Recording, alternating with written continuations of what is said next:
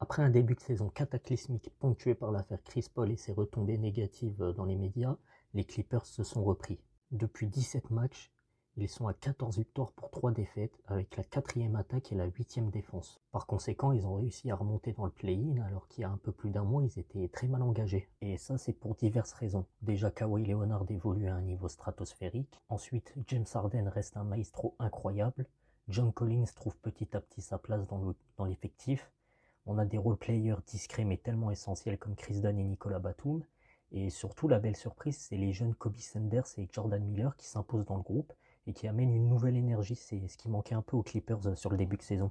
Du coup, on peut se demander si les Clippers ils peuvent pas se permettre de rêver un peu plus grand. Par exemple, les Suns, est-ce qu'ils vont continuer à ce rythme tout le reste de la saison ou tenter de récupérer des assets après cette première partie incroyable? Qu'est-ce qui va arriver pour les Warriors avec tous les blessés?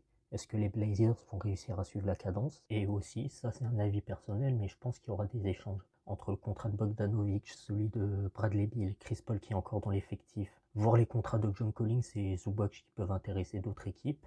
Il y a de quoi monter un échange d'envergure et de frapper un gros coup sur le marché pour secouer la conférence Ouest d'ici les playoffs. C'est quoi votre avis à vous sur les Clippers? Est-ce que vous les voyez aller loin ou est-ce que vous pensez que c'est juste une période assez joyeuse pour eux en ce moment mais ça ira pas plus loin?